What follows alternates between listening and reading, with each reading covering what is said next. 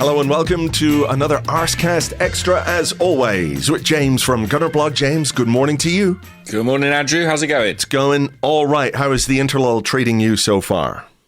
Yeah, it's good. Quiet. But that's fine by me. I'm enjoying it so far. I have to say, not watching a ton of international football. No. Plus ça change, I suppose. I watched a bit of England. Yeah. I watched enough of England to see Myles Lewis-Skelly's goal, which was a nice moment. Yeah. But that's about it. Right.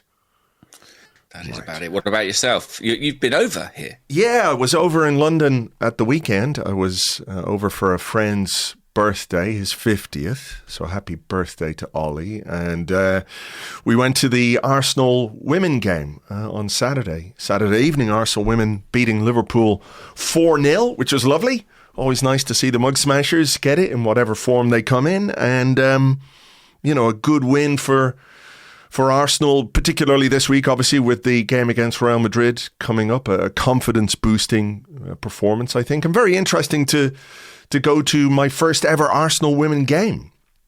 Right, and at the Emirates Stadium, no less. At the Emirates Stadium, yeah. It wasn't sold out. It was still a good crowd, though. 35,000. I think, obviously, the situation with the league position has probably played a little bit of a part in the attendance.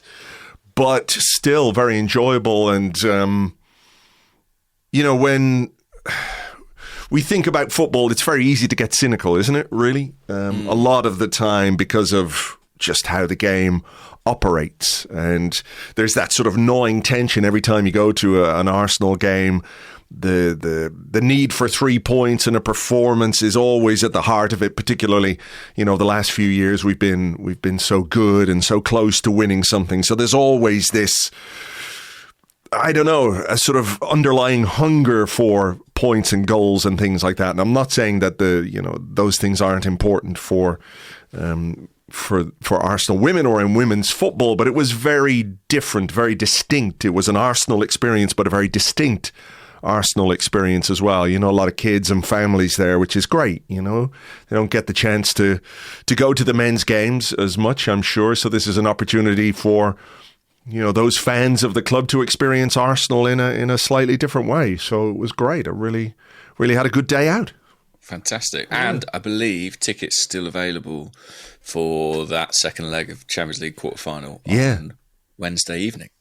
So if you haven't been before, you'd like to take the kids or even just go yourself, I really recommend it. I was very impressed as well by some of the performances that we got from the Arsenal women on the day. Mariona Caldente is a really interesting player.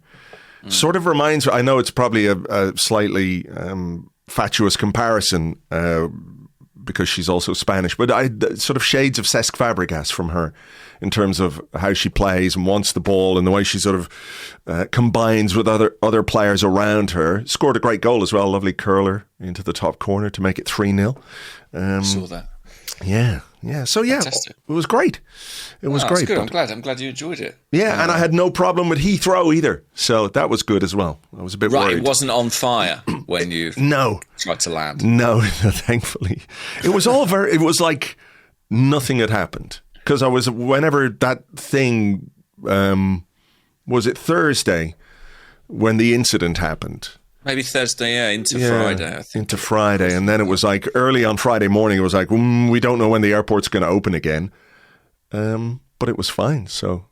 Oh, wow. Yeah. Fantastic. That's a stroke of luck. Yeah, I mean, I've really enjoyed the women's games that I've been to at the Emirates and at Boreham Wood, I must say. But I think the Emirates particularly, it's great to see loads of fans in for that one. And that Madrid game, I mean, it's a 2-0 deficit for the first leg. It won't be easy. But very cool that the sort of the draws have synced up in such a way that there's 4 Arsenal Real Madrid games in the space of about a month. Yes, yeah. I think, the difference between last week in Spain and this week in London will be that they're going to play on an actual football pitch.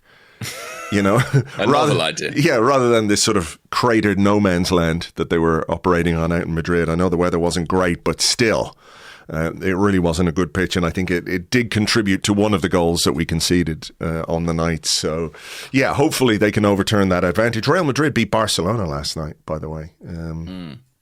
So they're full of confidence, I'm sure, after beating Arsenal and then beating Barcelona, who are, the team, I guess, in Spain and have been for a long time. So it's going to be a challenging night, but hopefully they can do the business. Hopefully, fingers crossed. What else, Andrew, football-wise? Well, I mean, can we talk about Myles Lewis-Skelly for a bit? Yes, because we should, absolutely. I'm not saying you deliberately glossed over it, but what an amazing moment for him. I'm not going to watch England games, but I did see people talk about what had happened, so I went and looked up the goal, and a very nice pass from Jude Bellingham, I think you have to say. Give him some credit, but what a good run from Myles Lewis-Skelly on his international debut, scoring a goal. And I think, given some of the conversations that have been going on around him, of late, I think this was a great moment, He's there on merit. I know that England have had some issues with left backs and injuries and what have you, but I think that goal and his performance overall, talking to people who did watch the game, who were saying he was, one of England's best players on the night, if not the best player on the night, it really does hammer home that he's there on merit. He deserves his place in the team. He's earned it through his performances with Arsenal. And, to make your debut, score a goal. Did he become the youngest debutant ever to score a goal for England? I think that was what I read. So, yeah, on his first start. Yeah. Amazing. I think only Michael Owen and Wayne Rooney have scored goals younger for England. Right, but not on that first start. Yeah, exactly. But he was excellent. I think he was officially the man of the match. Right. He played quite different roles, and Thomas Tuchel spoke about this. In the first half, he played kind of as more of a conventional left back in a back four. In the second half, they pushed him much higher into midfield in possession, playing like a kind of number 8. And I think that's presumably why Tuchel loves him, that he has got that kind of tactical flexibility in his game. And the goal, when it came, I mean, it was sort of a fairy tale moment on the one hand, but on the other, it fits the narrative, really, of this guy who every time he's been tested, every time he's been asked to play at a different level with different demands, he has just jumped at the opportunity. He's seized the moment. And he absolutely seized this one. And, again, off the pitch, it was interesting listening to Declan Rice and Tuchel and others speaking about how he immediately fitted into the camp. A bit like when he came up to the Arsenal first team and immediately made himself feel like part of the furniture. I like Tuchel's comment. He said he came into the camp and showed straight away that it's normal to fall in love with him. It's kind of a nice thing there you go. Say. So, I mean, a tremendous occasion for him, I'm sure, massive for his family, and I'm sure everyone at the academy as well. It must be a real moment of pride to see a guy 18 years old who's been through, from the grassroots really at Arsenal to the first team, now to the international setup, scores on his debut. Fantastic. I was watching on my sofa, and I don't mind saying I jumped up and leapt about my living room as if it was the winning goal in a Champions League final. Frankly, I was delighted for him. Yeah, brilliant moment. Declan Rice, I think, got an assist in that game for England as well. I don't know who scored the goal, but it was an assist. Don't worry about that. Yeah, we don't need to worry about that. Yeah, nice little pass from Declan Rice, who, I think is emerging as one of the senior figures, really, in the England setup. Some would say he has been for some time, but I just think the slight evolution of the team that's occurred since the last tournament, it does feel like he is absolutely central to everything. And rightly so. I think he is the next England captain in waiting, to be honest with you. Yeah, I think England are in action today against Latvia. Correct. If I'm right. So they could play again. Obviously, Rice and Lewis-Skelly could feature again. Yeah, did you see Tuchel's comments about that, about rotation and would he protect the players? And he said, well, Arsenal played Declan Rice in the second leg of their Champions League game when they were 7-1 up. So I'm not going to worry too much about protecting these players. I'm paraphrasing, but effectively he cited that example as, well, you can't ask me to do what the club managers don't do, kind of thing. Well, yeah, it's his job, isn't it, to get results and... that is his job. I mean, it's a short-term contract. Sure, and as a German man in charge of England, if you don't get results, that's going to become an issue. That is definitely going to be an issue. I know it is for any manager who doesn't get results, it's an issue, but I think certainly there are sections of the press the English press, who, if it doesn't go well for Thomas Tuchel, will, get their knives out. Pointing out that he's not yet sung the anthem, I'm sure. But it is an interesting job he's come into. Someone said to me the other day, they think they've worked out he's got about 24 training sessions before the World Cup. It's not a lot, is it? Yeah. It's not a lot. And in that time, he has to instill a system and principles and get to know the players. It's tough, but I'm sure he's being incredibly well rewarded for doing it. And he obviously feels, that he can succeed, that he can turn this undoubtedly talented team into winners. Well, England haven't been far away, it's fair to say. Under Gareth Southgate, I think, there was always that reservation about whether he was a little bit too conservative or whatever it was. But, they went further than pretty much any England team I can remember in recent years. Just couldn't get themselves over the line, obviously. Was it two finals or one final? Yeah, with two finals. Yeah. Right. 2 Euros finals, a World Cup semi-final. Yeah. 2 World Cup semi-finals, I believe. All right. So, we're not a million miles away, but just a bit of German influence to steer us over the line, hopefully. Yes, their so-called efficiency. Maybe that's what's required. What else? Riccardo Calafiori, obviously. It wouldn't be an interlull, wouldn't be an international break without an Arsenal player going away and getting injured in innocuous fashion. We lost him in an international break, didn't we, earlier this season? Am I right about that? You know what? It's all too much of a blur at this point. I can't remember the start of the season, literally. Yeah. So I don't know. I know we lost him to a very similar kind of incident, didn't we? He had a slip on the pitch at one point for us. Right. And he got a little bit of an injury. Yeah, it looked horrible, this. Yeah. I don't recommend you seeking it out if you've not seen it. It's just a real awkward twist and landing, isn't it? His leg sort of skids out, or his... he slips anyway, and his knee went... And given that he has a history of knee issues, that is a concern. So he's been sent back, and the initial prognosis appears to be not too bad. They're talking about strained ligaments in a few weeks. I mean, it's pretty bad if you're him, because you might well miss the Real Madrid tie, which would be a big blow. But I think more scans, more investigation required. But he's out of the rest of the international break, and he's back. With the medical staff at London Colney. Yeah, well, fingers crossed. It is only 2-3 weeks for Riccardo Calafiori. We could do without any more injuries. Injuries, of course, have us, in a situation where we're playing Mikel Merino up front. Do you remember when he was thrown on against Leicester? And the story came out that he hadn't been told. It was only sort of sprung on him that morning. And we were talking about it on the podcast. And we were a bit skeptical about that because it didn't sound very Mikel Arteta. Yes. We were like, is that really something Mikel Arteta would do? It turns out that, yes, actually it is. He did a really good interview with Sid Lowe in The Guardian, which I'm sure people have read already. But if you haven't, it's worth seeking out. If I remember, I will put the link in the show notes so you can just click on it there. But it is a really interesting interview about playing up front, learning the role, and that moment against Madrid where he says, that they basically just told him that morning. He said, they know me. They want to know They know I want to know why we do things, exactly what movements to make, to not make, everything. If they told me sooner, I would have been thinking too much instead of letting it flow. And look, they told me late. I didn't think much. I went out, I flowed, I scored 2.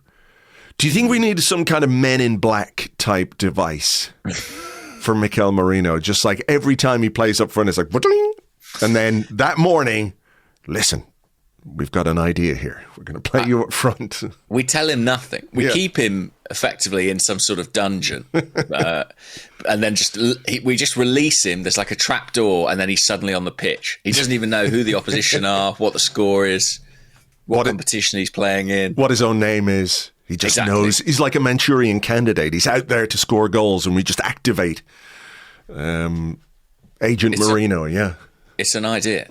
That does feel like something Mikel might do, actually.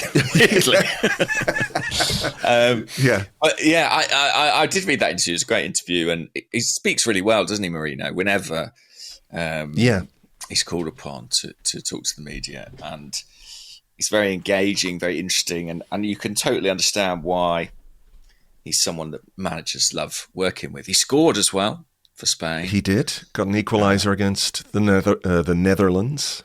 And he scored last night in the shootout, I believe.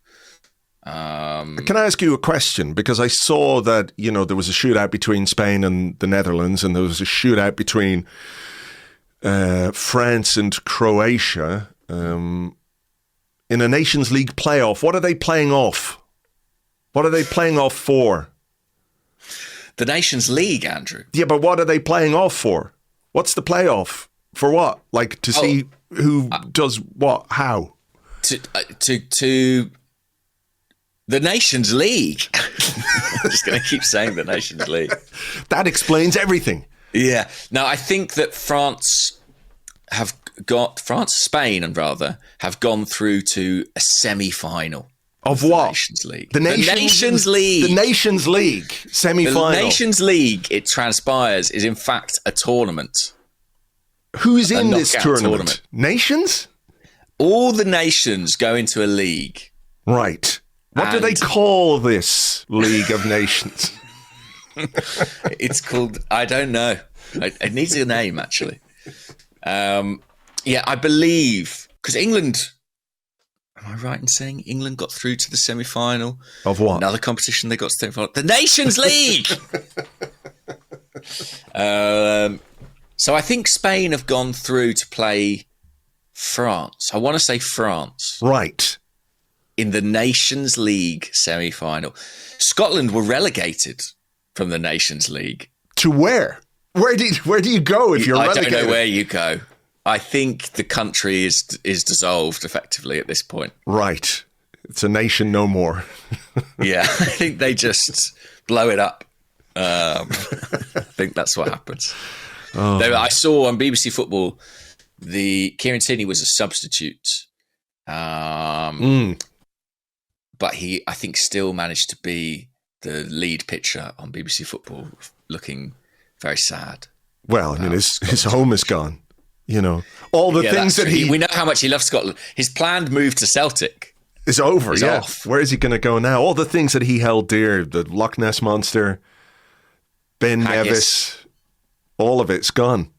It's gone. He's going to have to go to. He's going to have to go to the Scotland of Spain again, back to San Sebastian. You see, that makes sense. No, I have to be honest and say the Nations League. It's not the competition I'm most on top of. I don't know if that came across in that last 2 minutes. No, I understood. I got that. But I'm glad that I now understand the Nations League simply by virtue of the fact you said the Nations League over and over again. It's now. What's confusing is that the Nations League is happening, but there are also qualifiers happening. And everyone's trying to convince me these games mean something. But I can't help feel perhaps you're not buying it. They mean nothing at all.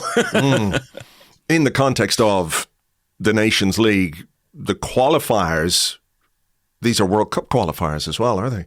Yes, they are.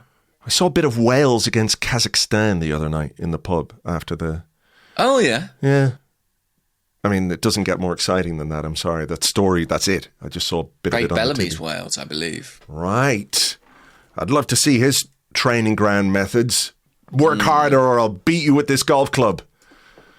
Exactly. It's a good motivation. Carrot. Yeah. Yeah, I mean, Wales, Aaron Ramsey's not still kicking around, is he? No, I don't think so. No, he couldn't have. Well, they can't expect me to watch again. No, they won, though. They did win 3-1, so... not a bad result.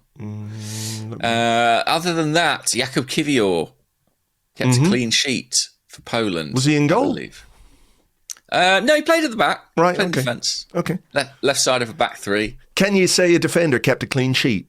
Is that not the sole preserve of the goalkeeper, or do you say, the team or maybe the defence? Interesting. Kiwior on his own keeping a clean sheet? I'm not sure. The Arsenal.com article said Odegaard assists, clean sheet for Kiwior. But did he keep that clean sheet or just contribute to it? I think he's more of a contributor than a keeper. That would be my assessment. I'll accept that. It was against Lithuania. Who couldn't keep a clean sheet against Lithuania? True. Odegaard did indeed get an assist for Norway. They beat someone... Moldova? Am I right? Yeah, 5-0. 90 minutes from Martin Odegaard. But yeah, I mean, I think Myles is kind of the story, really, of the international break from an Arsenal perspective. Yeah, the fact that Jurriën Timber didn't play for Netherlands, I suppose, is interesting. I think he was reportedly ill anyway. He didn't play in either of the games. Yeah. So he's had a less taxing interlull than we maybe feared he might. So assuming he's not laid low by this particular illness... Assuming it's not leprosy or something.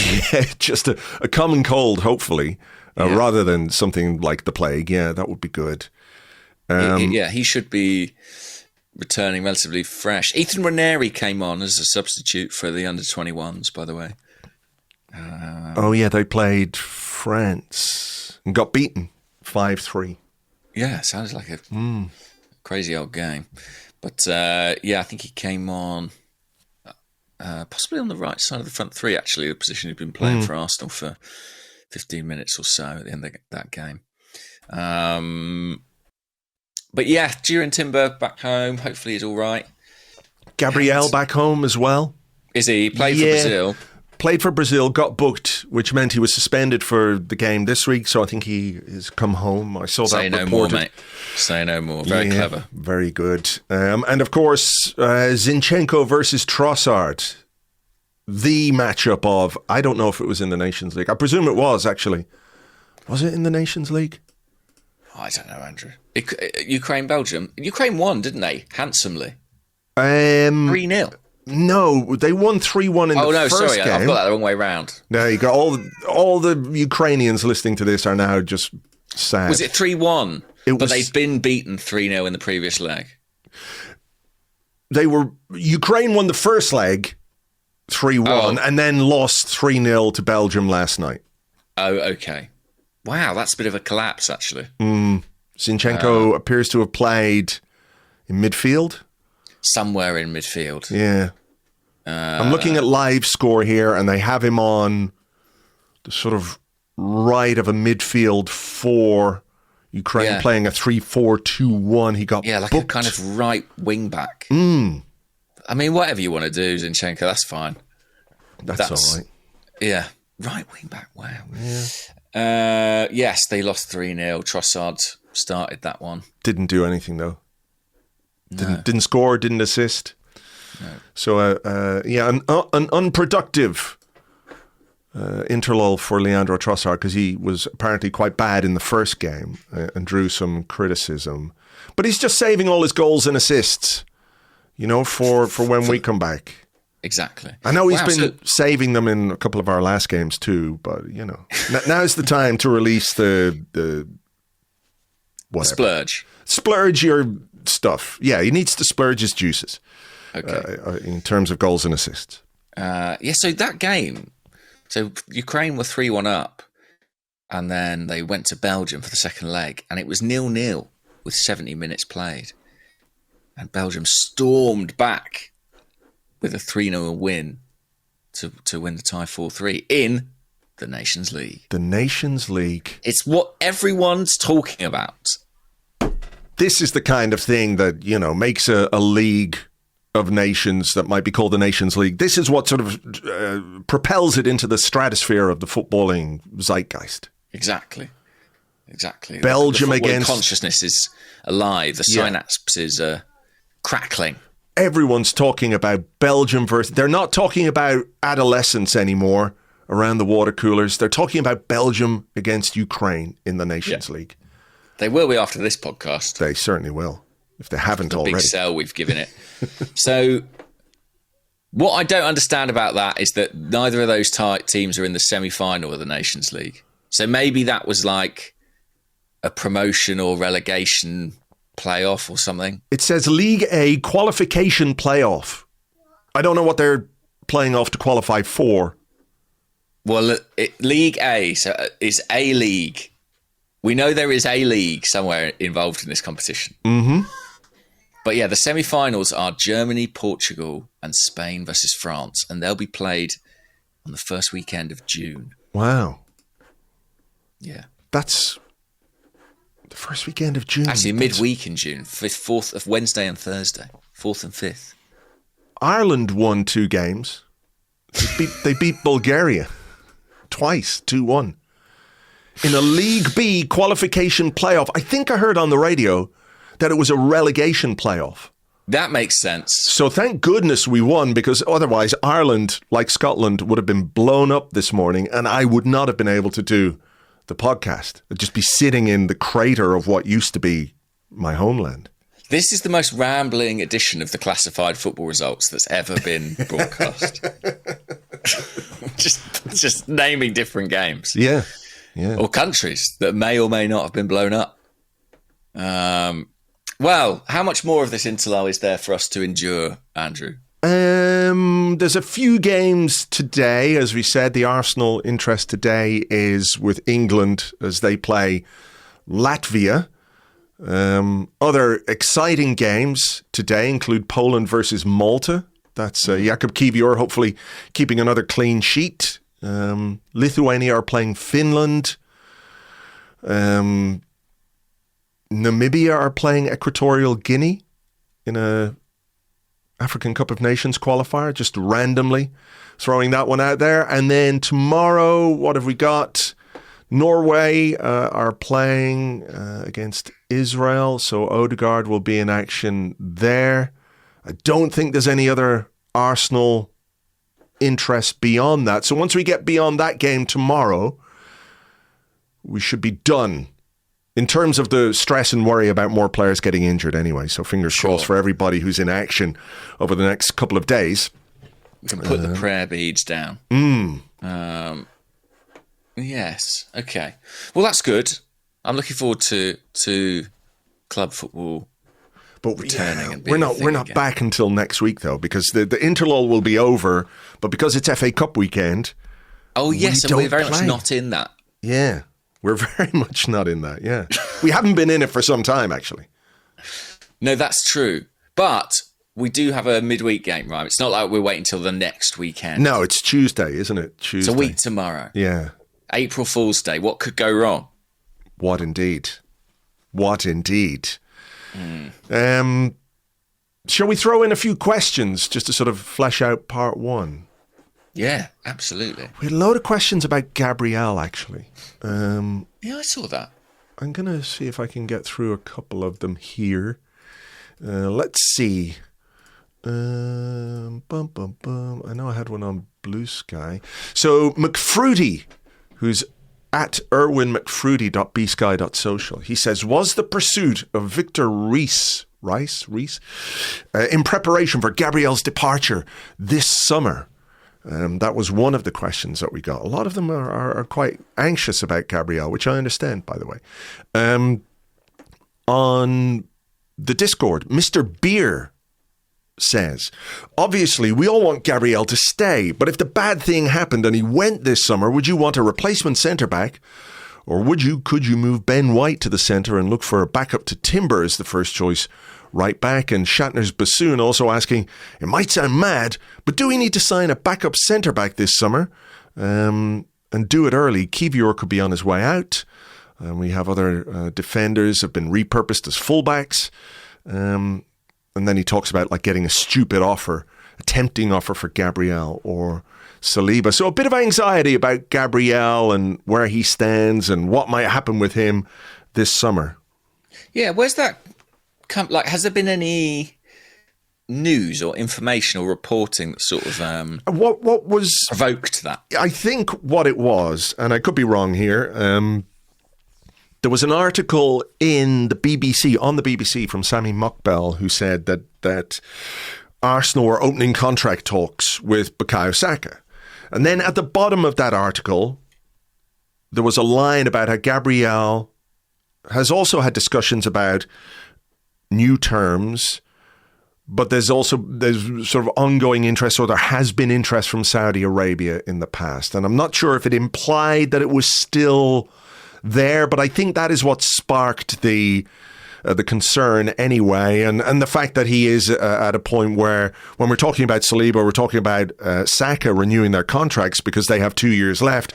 The same is true of Gabriel. He only has 2 years left on his deal come this summer as well. So I think it's that sort of anxiety about whether or not he is going to sign a new contract. Yes, here you go. Sami Mokbel, now of the BBC.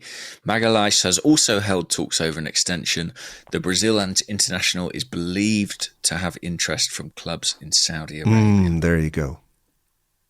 I mean, look, Sammy's very well informed on Arsenal. I would say the wording is believed to have suggests that it's sort of second-hand information rather than first-hand information. But it was there, right? Like, it's odd that whole period has sort of been slightly brushed under the carpet, hasn't it? At the start of, was it last season? Yeah. Yes. When Gabriel suddenly found himself out of the team towards the end of the transfer window. And certainly my understanding at the time was that he had an offer to go and was prepared to do it. And, that there was a bit of a standoff over it. So could that happen again? I guess it could. It's interesting. I like the phrase "the bad thing." The bad thing, yeah. I feel like that's applied to many things over the years. We've talked about the bad thing happening. It's been Spurs winning a Champions League, sure, ludicrously enough. Saka leaving, or and having to watch the Nations League. Yeah, exactly. I don't know. I have always had. I don't wish to sort of pour petrol on the fears of our listeners, Andrew. Okay. And this is purely gut feel and opinion, really, maybe more so than an informed view. But I've always had a kind of nagging feeling about Gabrielle in this project, which is kind of twofold. One is that if the Saudi thing was a factor at some point last season, then you kind of have to believe that's something he was prepared to entertain. If it was just Saudi have come in, but it's, the player's got no interest in going there, then I don't feel that it sort of escalates to the kind of issue it became. Is it, just to play devil's advocate or to ask a question, is it possible, let's say, that an agent might entertain it to the point where it becomes an issue, just to sort of find out what the lay of the land is, or, what might happen here, et cetera, et cetera? Is that possible, that it's not necessarily the player saying, well, I want to go there, but being open to the idea of what is on offer? Do you see where I'm I think that's probably being a good agent. I mean, if there's someone out there who's prepared to offer you an awful lot of money, it's in your interest to listen to that offer, because it can be a kind of a ballpark or a relevant figure in future negotiations with your current club. And I think that's probably a bit of that kind of political dynamic here where Gabriel got a new contract. He was the first, really, of this team to sort of get that new contract. And I suspect his salary was significantly exceeded by the new deal for William Saliba, just under a year or so later. And I suspect that there's probably, on his side, from the agents, I don't know about from the player himself, a feeling that, they should be closer to parity given their contributions to the Arsenal team. And I think that would be fair. Like, I think that's a fair argument, But, my other doubt comes from just a feeling of, as important as Gabriel is, as brilliant as he is, as effective as on set pieces as he is. When I look at our centre-backs generally, look, they're exceptional. I don't want to change either of them. But I do sometimes have this feeling of, like, is there another evolution, like maybe somewhere there in Arteta's mind? Like, as formidable as those guys are, is there kind of a progression? So in the same way that Manchester City's, we look to them a lot of the time as a sort of a model for some of the things we've implemented, not everything, but the way in which they began to change up the back four with having a centre back who steps out into more advanced areas, very, very able on the ball, a really progressive player. When I look at someone like Riccardo Calafiori, maybe, or Ben White, as one of the questions mentioned, I do occasionally wonder if there are certain games where, could you make do with one of Gabriel or Saliba and have that more progressive player alongside them? I don't know. So they're my two sort of niggly things that make me go, like, could he be? We're always wondering, like, who will be the next big player sold. And I understand why he would be on a lot of people's lists as a possibility. But I don't know. What's your view? My view is that he deserves to be in the same bracket as Saliba, as Saka, as Odegaard, as Rice, as one of the most important players in the squad. And that should be reflected in his salary. That's what I think. Yeah. I really do. I think the consistency and the availability and the sort of power that he gives this team from back to front would be really, really, really difficult to find if he goes. Like, I get what you're saying completely about, why you might be tempted by an offer from Saudi Arabia, because, the offer would be financial. It wouldn't be about, sporting ambition, right? I think that's fair to say, that there is little to no prestige in the Saudi league. No player grows up dreaming of winning whatever it is that you can win there. But, the Premier League, the Champions League, as well as international tournaments, I think have far more prestige. I think you're right about, the timing of his renewal and then what came afterwards. If that might be a sore point, I'm not 100% sure. All I can say is I think if there is to be an evolution in the team, it probably needs to be a little bit further forward for me.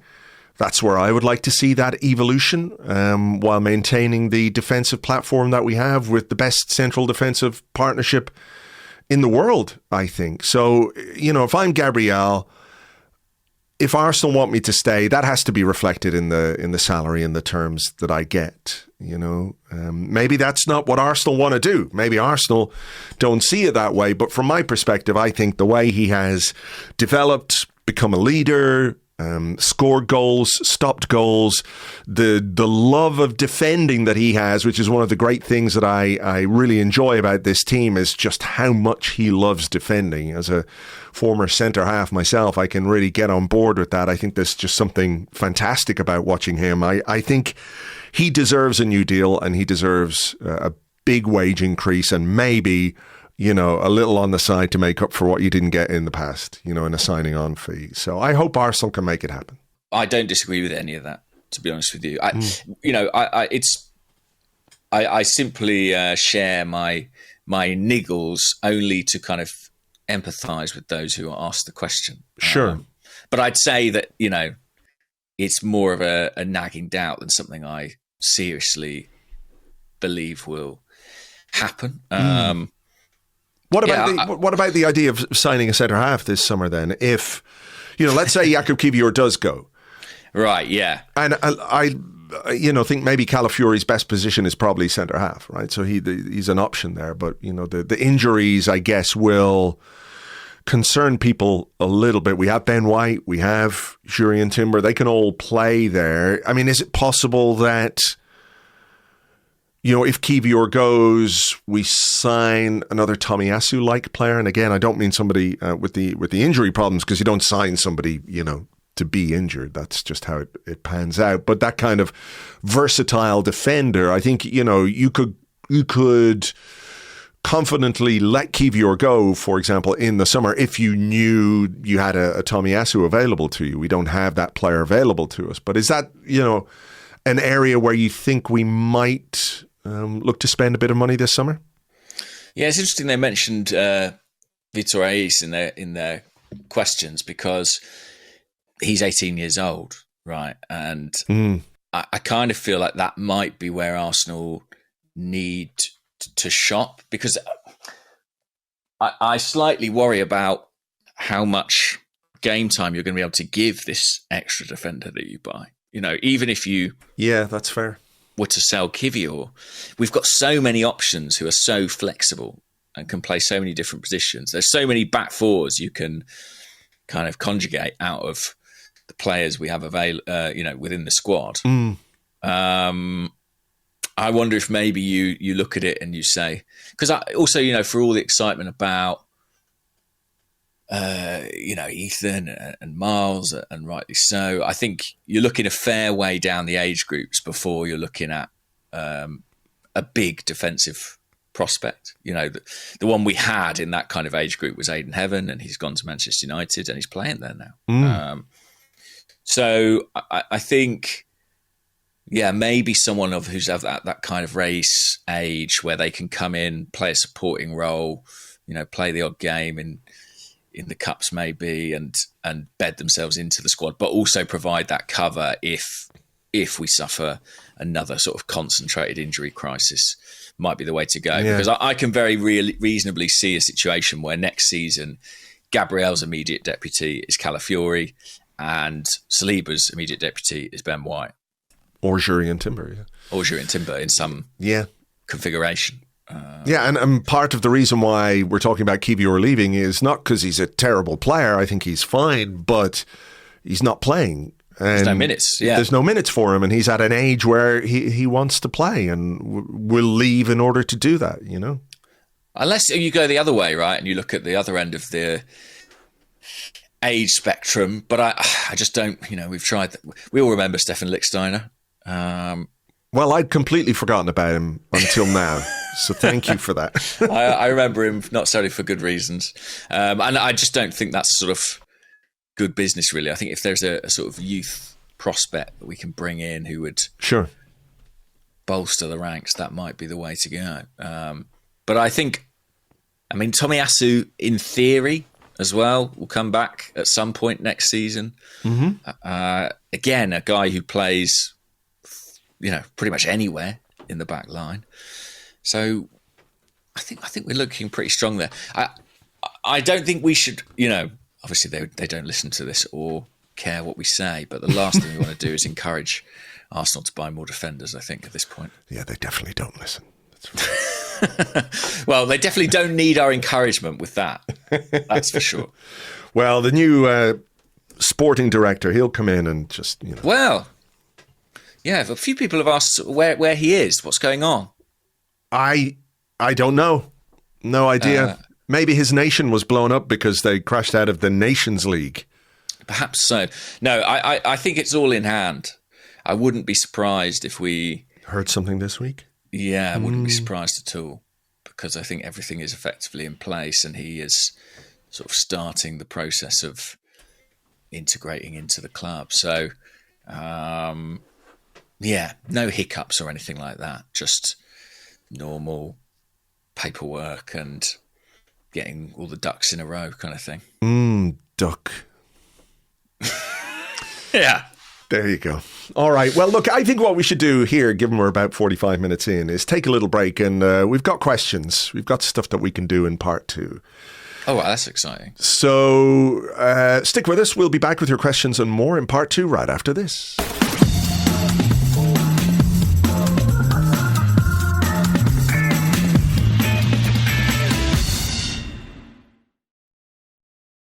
Welcome back to the Arsecast Extra. This is part 2 of the show where we answer the questions that you sent to us on Blue Sky at gunnerblog.bsky.social and at arseblog.com. Also on the Arseblog Discord chat server, which you get access to if you are an Arseblog member on Patreon. If you're not an Arseblog member on Patreon, we're going to be doing an episode of Waffle. James and I answer questions about anything and everything except Arsenal. We'll have that for you on Wednesday of this week. So if you'd like to get on board with that and all the other stuff we do on Patreon, it's patreon.com/Arseblog for just $6 a month. A measly $6 a month. So you can become one of our brilliant Patreon members. From there comes the first question, which I'm going to give to you, James, or I'm going to ask to you, rather. It comes from Non-Flying Dutchman. And he says, does any part of you hope Newcastle make the Champions League so we avoid an Alexander Isak saga this summer? I love the player, but I'm not sure he's so transformational that it's worth going through a summer-long saga and either overpaying or missing out on him and secondary targets. Oh, that's an interesting question. I think I disagree. I think I don't want Newcastle to make the Champions League.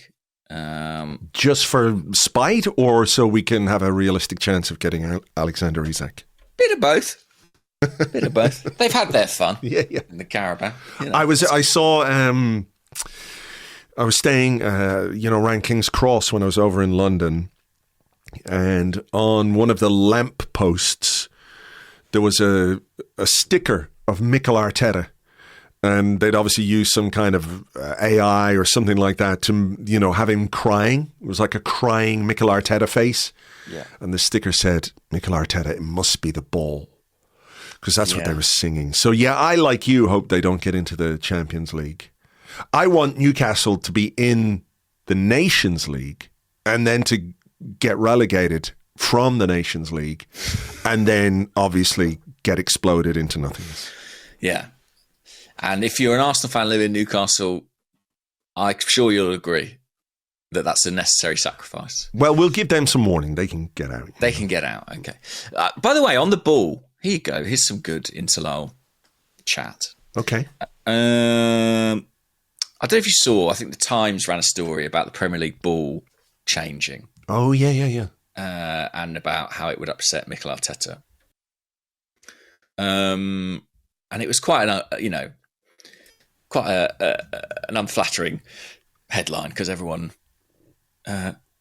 doesn't like him very much, do they? The Arsenal manager, he's still fair game. Yeah, Premier League ends 25-year Nike ball deal and turns to Puma ball, detested by Mikel Arteta for next 6 seasons. But he didn't say he detested it. He just said it was different. Absolutely, but. Interestingly, since then, I've had conversations with a couple of people about that ball. And apparently it is genuinely quite mad. Like, it's very important no fans of other clubs ever hear us discuss this because they'll somehow claim that we've all been brainwashed by Mikel Arteta. But, like, I've spoken to goalkeepers who've worked with the ball and they say it's wildly different. to the current Premier League ball. I saw some quotes from Pep Guardiola a couple of weeks ago as well, and he was way more critical of the ball than Arteta. Arteta just said, it flies differently, you have to adapt to it, we didn't adapt to it, whatever, and then it became this thing that he somehow was blaming the ball rather than just sort of remarking on it. But Guardiola was talking about the Carabao Cup ball and the FA Cup ball. I think the Carabao Cup is Puma and the FA Cup ball is Mitre, I think. Yeah, this Puma ball is the one that's going to be the Premier League. Right. So he said the ball in the Premier League, excellent. The ball in the Champions League, excellent. But these other two balls, they're terrible. Like he basically said they're crap. It's like going to a petrol station. Remember the 99p Cup Champion ball you could get in the petrol station? That is essentially what he was saying about those balls. So he was far more strident about the quality of the ball than Mikel Arteta was. Yes, but people like and respect him more than they do Mikel Arteta, unfortunately. I guess. That's evident in the coverage. But back to the ball. Right. It's the La Liga ball, I think. And again, I spoke to a player who used it in La Liga and played with it. And it is pretty wild. It does fly all over the place, but that kind of depends. Your view on that depends on what you want. Like, it's interesting. Pep might say it's a terrible ball, but I've heard people who've played with it and used it at a professional level say, well, it's very exciting. Like, it should mean more spectacular goals, more long range goals, less predictability. So, I don't think it's all bad, but I think it is definitely going to be different. It's reminiscent, isn't it, of the Jabulani thing? Do you remember? Oh, the World Cup ball, yeah. 2010 World Cup, and there was that ball, and it definitely did move a lot, and people were concerned about it. That ball did, like, whenever anyone hit a shot, it was like, that classic cartoon sound effect, like kind of, yeah, wobbling around. And so I'm kind of in two minds about it. I understand some of the concerns, but equally I'm like, well, I don't think it's the worst thing in the world for like a little bit of a slight chaos element in modern football. I think might be quite welcome. I think the players will get used to it pretty quickly. I think the issue with it being a Carabao Cup ball is that you're only using it once or twice a season, or for us a couple more times. But I think when you are playing with it week in, week out, you probably adapt to it much more quickly. That's true. They do train with the balls, build up to games to get used to them. But yeah, something to look out for next season. Anyway, curious to see how that works. Now, what was the actual? Oh, Newcastle, Isak. Yeah, he can score with any ball. He showed that in the Carabao Cup final. And semi-final. Yeah. Oh, we don't talk about that. Okay. I think that I think we got to go for it. I think we've got to try. I heard David Ornstein saying that he thinks Liverpool might look at Isak as well. They do potentially have a big gap to fill in the forward line if Salah goes. I think even without Salah going, centre forward is arguably an area where they could strengthen. We had another question actually on that, seeing as you brought it up, and we're nothing if not suckers for a good segue. Sankariko 44 says, with rumours that Darwin Nunes is going to be offloaded, would you sign him, and could he be the case? No. Okay. No. Would you? No. I get the argument that, the team could use a bit of unpredictability and chaos. I do understand that, but I don't think it needs to come in that shape. Is he unpredictable or is he bad? I honestly, I don't know, but seeing the way Liverpool fans have reacted to him on social media all season, I don't think we should be in a hurry to do that deal. No. Oh, they also don't like Luis Diaz, by the way, which I didn't really realise. Right. But they're tearing their hair out over him. and saying he's not good enough, even though they're running away with the Premier League. They should have they need a good dose of Raheem Sterling, maybe, to make them appreciate what it is they do. That would give them some perspective, for sure. I just think it's interesting, isn't it? Our perception of players versus the people who watch them every week is often very different. Coming back to Isak, no, I'm not scared of a summer transfer saga. I mean, if anything, it's something to do with ourselves. I'm not sure I have a great deal of conviction it would end positively for Arsenal. I suppose the question is sort of saying, would we be wasting our time? You know what I mean? Like, pursuing Isak to end up without him.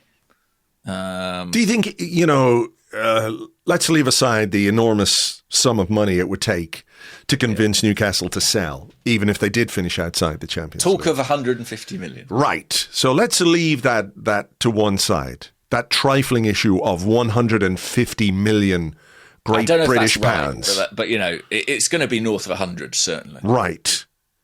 Do you think Isak would be open to moving to Arsenal? I think so. And that's why I say I don't want Newcastle to make the Champions League, because that's, for me, as the player and as the selling club, like that is kind of the key narrative, isn't it? It's like, I need to be playing Champions League football. Yeah. Was there any part of you when he scored in the Carabao Cup final and they lifted that trophy that thought, does that help him make his exit? Like that he delivered something, Go out on a high as a cup final hero. Newcastle after a billion years. Yeah, potentially. And now he can sign off a hero, you know what I mean? Rather than leaving them in the lurch. Or just scoring a load of pointless goals like Alan Shearer. Exactly, right.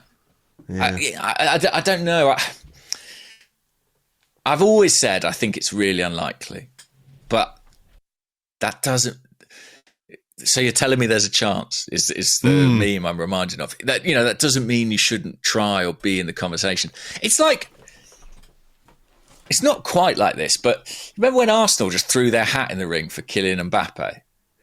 At the time when he was deciding between Monaco or PSG and Real Madrid. Maybe Real Madrid were in the conversation at that time. And it kind of felt like, well, that's probably not going to work. But in a way, you're like, fair play. You've got to be in that conversation. And Arsenal, were, however briefly. I think they were quite seriously in it, by the way. That they met the players' family and stuff like that. It wasn't, Yeah, it's just part of what happens. I don't think we're in with any significant chance at that stage, given, I don't want to say the state of everything or the state of the club at that time, but... I think financially as well, it would have been really challenging. That was the other thing I was going to say, like £1 billion a week from PSG probably helped. But if you're Isak, right, and you're leaving Newcastle this summer, which is not a given, but if he decides to do that, how many places are there that you would want to go? And is Arsenal one of them? And I would say there's probably only like half a dozen clubs in world football that are particularly attractive at this point in time for a player like him. Or capable of That's true. Doing that deal. Like, there are probably clubs that are attractive but can't possibly do that. Like Barcelona, for example, I'm sure would be an attractive destination for Alexander Isak. But, they need that 150 million to, help finish the stadium they're building, probably. Or, I don't know how many fucking levers they've got left, Yeah, so like Barca, Madrid always will be, a club that people aspire to. Liverpool, I think it's fair to say, would be attractive. Mm-hmm. Bayern are a massive club. But again, the finances, so soon after doing Kane as well, I find that difficult to see. And you'd think Arsenal, right? Maybe Man City, but Arsenal certainly. They have London in their favour. They have a very compelling manager. They have good players players that Isak knows as well, in Martin Odegaard and others from Sociedad. They have a real need. I mean, that's the thing. It's like, it's very clear what you'd be going into that team to do, you know? So let me put it to you like this. 125 million. Yeah. Put it down. You get Alexander Isak this summer. Do you do it? Yes. For me, yes. What about you? It would be very tempting. Very tempting. I would have some concern about, what that kind of outlay means for other business that we need to do.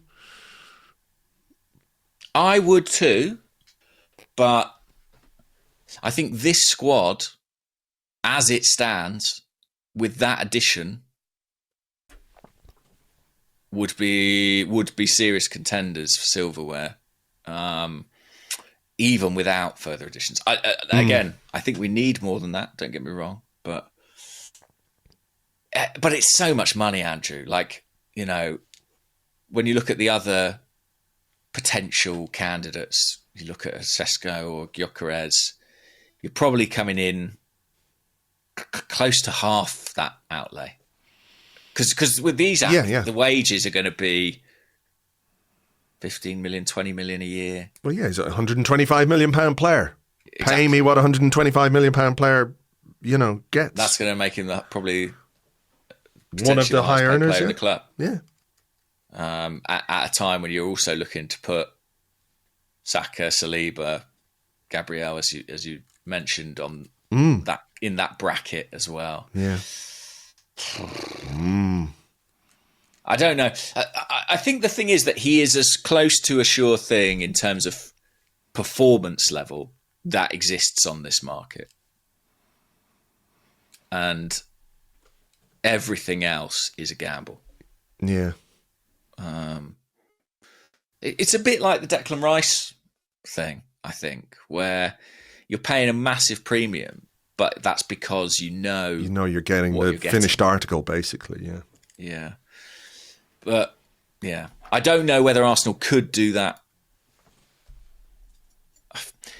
We expect Arsenal to buy Martin Zubimendi, assuming, that Real Madrid or another doesn't come in last minute and gazump.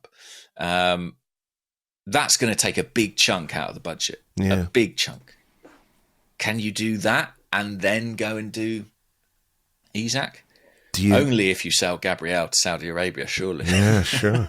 I mean, maybe that's part of how you do it. I'm not saying that's what I want to happen, but maybe that is, if you want that centre forward, you have to sacrifice something. Because I don't think... Yeah, I mean, I don't think Newcastle take Klarna, do they?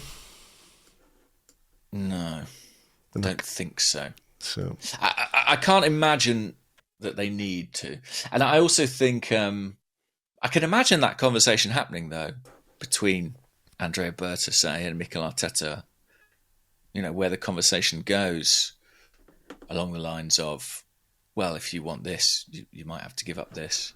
Yeah, there was a summer where Atletico Madrid sold Griezmann, Lucas Hernandez, and Rodri, and brought in like £200 million for those guys. They didn't win the league that year, but they did win it the year after. So yeah, I mean, he did. One thing about Berta is he likes to trade. I mean, Atleti is a club where there was significant turnover. Very active windows. So I don't think he would be adverse to kind of moving someone out to move players in. But yeah, I think the Isak thing, if Newcastle get Champions League, I just don't see any chance, to be honest with you. Same. So I hope they don't. And I hope that it's an option that can be discussed, at least at Arsenal, even if we ultimately decide it's not the right thing to do. But what if they don't get Champions League and then Liverpool sign Alexander Isak? Then do you want Newcastle to get Champions League? Yeah. I'd rather him at Newcastle than at Liverpool. Yes. For sure. Me too. But he's the striker certainly in the Premier League, but I think maybe beyond that at this point in time, as a kind of number 9. There aren't many. No, the market is a bit, sparse, isn't it? Yeah. It's really tough. And there's lots of clubs looking in that position. So the danger is, to come back to the original question, you might spend 3 months chasing Alexander Isak, in which time, Chelsea need a centre forward. They could sign someone like Benjamin Sesko. He comes off the market. Suddenly, what are you left with? Gyökeres could go to United to be reunited with Amorim. Yeah. And then what's out there? So it's tricky, You kind of want Arsenal to know what they're doing at the outset of the summer, and this Isak situation feels like one which that clarity might not exist. So totally understand the question. I just think knowing how much Mikel Arteta likes this player, I think as long as he feels like there's a possibility, I think he might hold out for some hope on that one. All right. Well, we'll see. Okay, let's do something else. Calafiori, we've done that. Oh, well, Martin Poland says, before Trossard or Martinelli scoring hat-tricks against Real Madrid and sending us to Champions League glory, who is in the running right now for the Arsenal player of the season? And then he says, in rough order for me, it would be Raya, Gabrielle, Timber and Lewis-Skelly, with honourable good half-season mentions for Rice and Saka. I mean, in terms of pure numbers, Saka should be still in the conversation for Arsenal's player of the year. And realistically, it was good. It was on course to be Saka, right? Yeah, he was on course to break the records until we broke his hamstring by talking about him breaking. The other bad thing. If it were me right now, if I had to cast my vote, I'd go Gabrielle. I would go Gabrielle. I think Raya just behind. Is there anyone else, like someone like Lewis-Skelly? Has he been involved enough to be in that conversation? I think his emergence is a very captivating story, for sure, and a great one at that. But I think that when did he make his debut? Back in his first start was back in what? I can't remember. Anyway, I can't remember. I remember him coming on against PSG.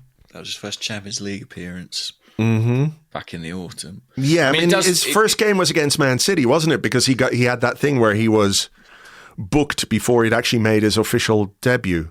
That was his debut, But when did he start? His first. Quite a good question, actually. Let's have a look. Tam-tee-tap, do my own backing music here.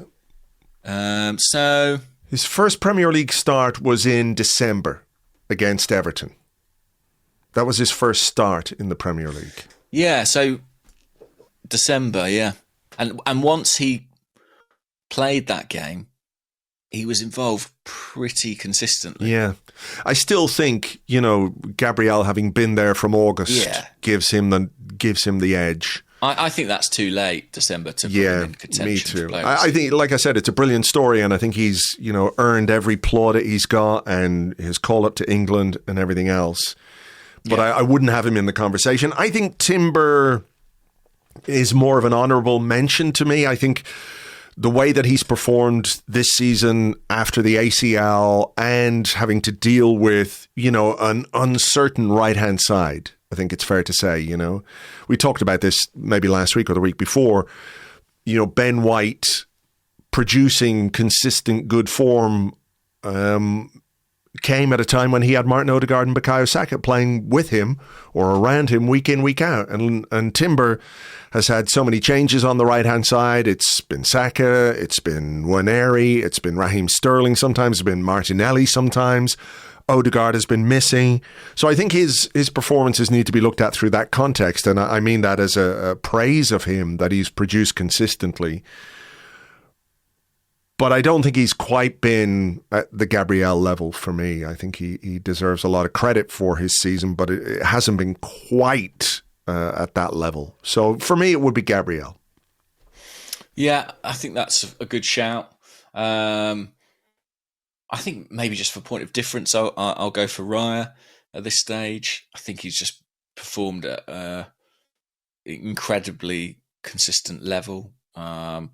And he's kind of done both sides of the game where he's been that steadying influence. His distribution's been good. His ability coming on crosses, but he's added that sort of truly spectacular shot-stopping element, which he wasn't called upon to do for much of last season. He has been required to this year, and he's risen to it.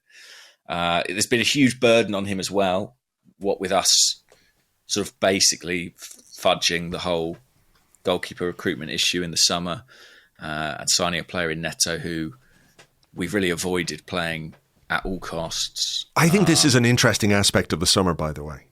Do you? Yeah. Because, let's say you want to do the big thing for Isak. Let's say that that's an option. Yeah. When you consider the idea that we could spend, or let's say Iñaki Kenya wants us to spend £25 million on a number 2 goalkeeper who could, in time, of course, become the number 1 goalkeeper. Maybe it's an investment that you have to look at in that way. But, in a summer where the priority, let's say, is further forward, can you spend a big amount of money on another goalkeeper? Bearing in mind we spent 30 million on Raya, was it that more or less? Yeah. 30 million on 30 million on Aaron Ramsdale as well. We spent 10 million on, or 6 million or whatever it was, on Matt Turner. We've spent quite a lot on goalkeepers. I wonder if this is one where the influence of Andrea Berta might be quite interesting. Will it test the dynamic? Because last summer we were in a position right at the end of the window where we had to do Neto because there was no way of letting Aaron Ramsdale go until such time as we got somebody in, and there was all the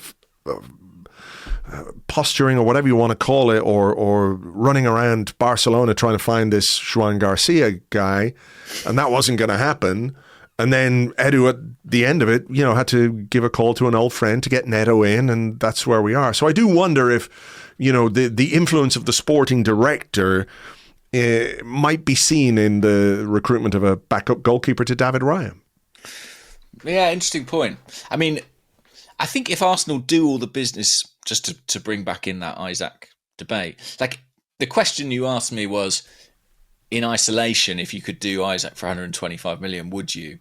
I think my answer is yes. But when you start looking deeper at it and you look at the other areas of the squad that need attention or work, I do just think a signing of that nature probably is infeasible. Like, you need a backup goalie, you need a holding midfielder. Yeah. We were talking about potentially a defender you might need. We'd all like a creative player. For that kind of money, you could potentially bring in 3 or 4 players to strengthen the squad. So it does get tricky. Garcia's doing really well, by the way, in La Liga. His price, has his release clause, has he got one? Is that... I think it went up when he was promoted to La Liga. I feel like it's in the region of 25 to 30 million euros now. It's a lot of money for a backup, I would say. And look, he's playing at the top level now in Spain and playing really, really well. He's had some brilliant performances in the last few weeks, and I'm sure other clubs will be looking at him. And I wonder if the difficulty might be, does he want to come in and be second fiddle to David Raya? Because, we talk about maybe he could be number 1 one day. Well, David Raya's only 29. I mean, for a goalkeeper... It's relatively young, yeah. It's relatively young. He's entering his prime years. I'm sure that they would offer him the cup games and maybe some European games. I don't know. But I do sort of think it might be an odd move for Garcia's own development. Because it's not a situation like when Bernd Leno was the incumbent and it was clear that his days were kind of numbered, or even like when Aaron Ramsdale was the incumbent Mikel Arteta knew he wanted to replace him with David Raya. I look at David Raya's performance this season and don't see any question or debate about his status as Arsenal's number one. Same. So it would be a bit odd for Garcia to come in and decide to, he's got international prospects to think of. He's 23. It's not like he's 18. He's an age where he wants to play. Yeah. So, yeah. First choice goalkeepers want to be first choice goalkeepers. I don't think you break through, become a first choice goalkeeper at a top club in Spain and then decide to go and play second fiddle to somebody who, as you rightly point out, is very much the number one at Arsenal and potential player of the year. Yeah. And by the way, Arsenal have another goalkeeper on their books who's a first choice in La Liga now, which is Carl Hein. Yes, who has played pretty much the whole season for Valladolid, and I presume won't want to come back and be second or third choice at Arsenal either. So probably not, but he at least represents a way of filling that gap from within in a summer where we've got a lot of work to do. Yeah, that's true. He did sign a new deal, didn't he, before going out on loan? Am I right in remembering I think that? he's got 1 year remaining and then a optional +1 beyond that. Right. So he's still under contract with Arsenal, and he's an Arsenal player. But it's like you say, when goalkeepers have played a full season, I think it's really difficult for them to go back from that. So yeah, I am curious to see how that one plays out. But there's certainly no debate for me about Raya's position, and if he were to win Player of the Year, I think everyone would accept that. Nishant, who's at nishantgunner10.bsky.social, says, how many minutes do you expect Saka to play across the two legs against Madrid, and do you expect him to start both games? Can you ask me that again, Andrew? Sorry, I was just daydreaming about something. I heard the end of it. Right. I was actually. I'll open this up. I was reading a text message from David Ornstein, and I was trying to work out what it was about. But it's actually not important or exciting to the listeners. Is it in a foreign language? Is he using wingdings? Is it code? No, it just referred to someone as him, and I was like, who does he mean? But now I realise it's someone we work with, not someone Arsenal are trying to buy, so don't worry. Okay. I would hope Arsenal are not trying to sign one of your athletic colleagues. One of the editors. Yeah. Well, you never know. They always need content. Anyway, the question was, how many minutes do you expect Saka to play across the two legs versus Real Madrid, and do you expect him to start in both games? Okay, so add in extra time and penalties at the Bernabeu.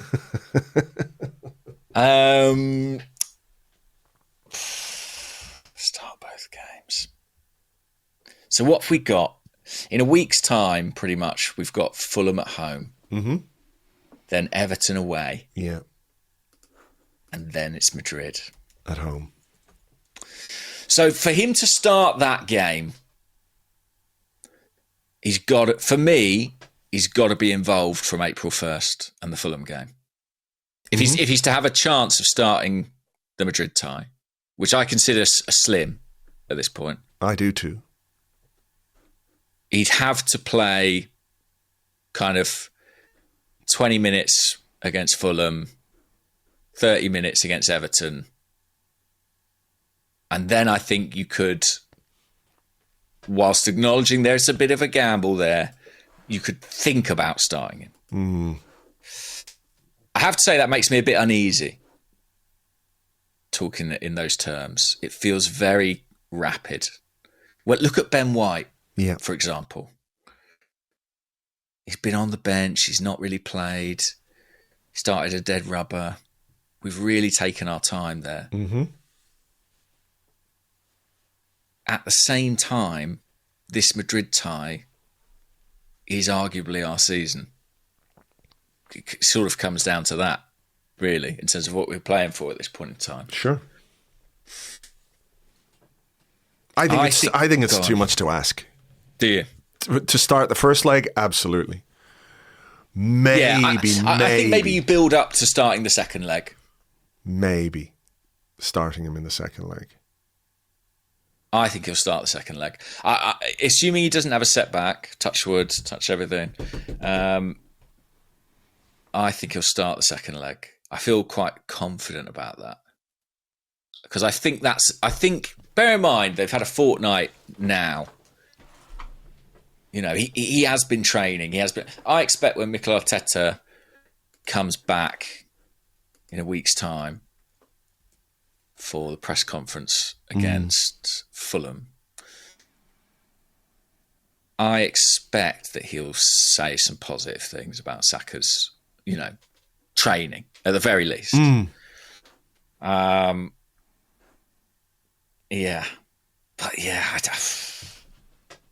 So minutes across the two ties.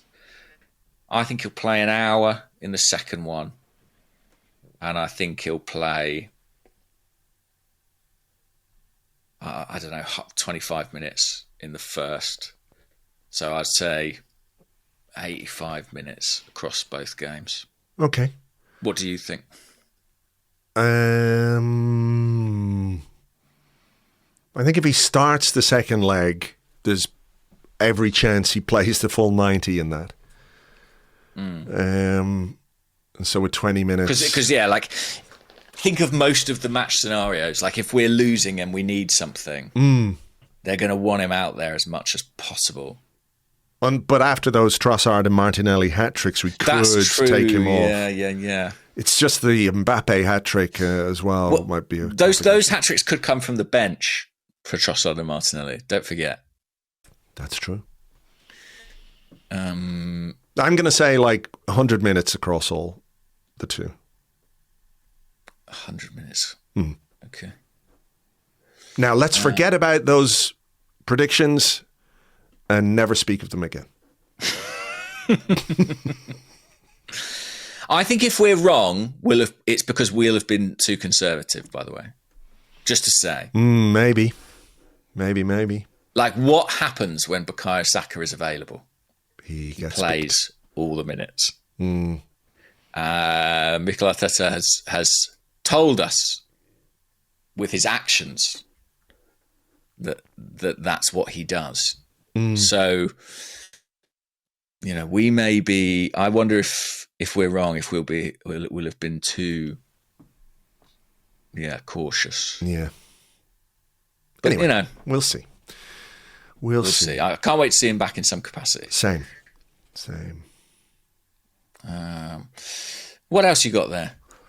I'm not sure I have a great deal. Let me have a look. I've got the Critical T player ratings game. Yeah. Is it time for that? Is it time? What time? How long have we been recording? It probably is. Yeah. That's 4 years, I think. Yeah, it's time. Let's do it. It's Critical T, and he's back with his player ratings. Look out! It's gonna be a new player. Can Andrew remember what he wrote on a website? Probably not. That's how it goes. There's nothing to talk about, no football happening, but Critical T is here to save the day, and he has got us some players to rate. Boom! There we go. Love it. I love it. I can't wait for the day when some young, eager content creator does a dramatic reading of your song. Yeah, of the Magpie jingle. The Magpie jingle and the player ratings jingle. Yeah, that'd be great. Yeah. Critical T, goodly morning, gents. Here's another edition of the player ratings game. This time, we're looking at ratings from the current season. Good luck. I might have a chance. No excuses, Andrew. I might have a chance here.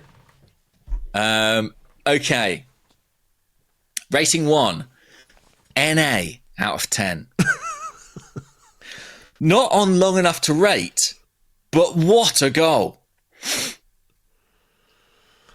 Not on long enough to rate, but oh God, I know this one. I've got something in mind. But it turns out What's your rule for how long they have to be on to rate? Do you remember when we used to do the player ratings for... Did you have to do player ratings for ESPN? Yeah. Do you remember that? Remember that, McNicholas? I do remember it. Mangan. And I think the rule of thumb was the player had to be on for, if he came on after the 70th minute, you weren't allowed to give him a rating because he wasn't on long enough to rate. For me, it's about the last 15 minutes or so. Okay. Even if they've scored what a goal. Yeah. Okay. This is quite recent because I sort of remember this, but I can't remember who it is. That's not going to be good enough. No, I mean, the very nature of this game means I have to... Sort of remembering. Remembering that you wrote it is not the game here. It's not a yes or no. Yes, I did write that. Yeah, I did. I'm looking for the player and the game. I'm going to say Ethan Nwaneri, but I can't remember the game. That's going to be right. Against who? Can't remember.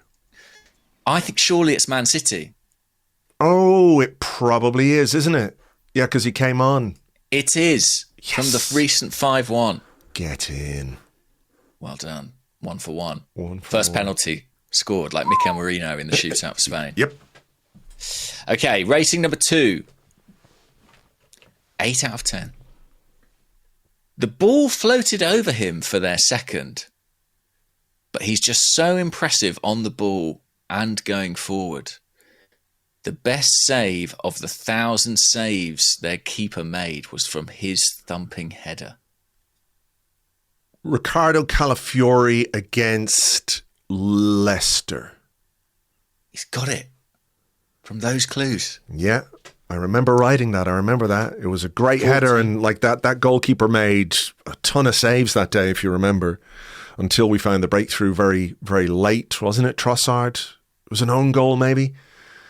But that Calafiori header was a brilliant header and a great save, so that's why I remember that. Okay. 8.5 out of 10 for this one. Okay. Timed his run brilliantly.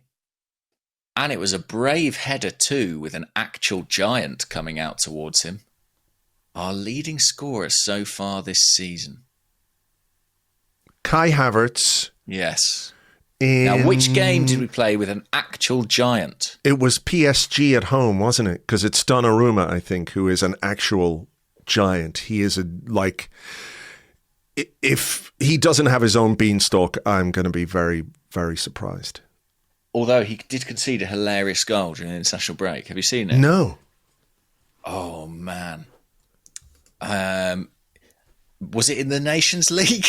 The what? You've got to watch the Nations League Roundup show. So it was in Germany against Italy. Okay. I'm going to send you this link now. Hang on. I'm going to send it to you via WhatsApp, Andrew. Okay. And hopefully it's not been pulled down for copyright fraud. All right. Bear with me one second. It has been pulled down for copyright fraud. Oh, fuck. So what is it? It's Germany. Who scored it? It's the second goal, and it's scored by Musiala. Musiala. Okay, I've got it here. I've got it on Reddit. I've found it as we've been talking. I'm just going to mute that so I don't get blasted. Okay, I'm watching. What the hell? Hang on. I need to see. It just cut to something very quickly. So Germany get a corner. Yeah, I'm watching. Oh, the replay's coming in now. Got the corner. Oh, look. What is he doing? I don't know. So basically, they get a corner, Germany. I think Kimmich takes it very, very quickly. And Musiala's just sort of stood in the 6-yard box. And I don't know if they think he's offside or whatever, but basically they just completely leave him free.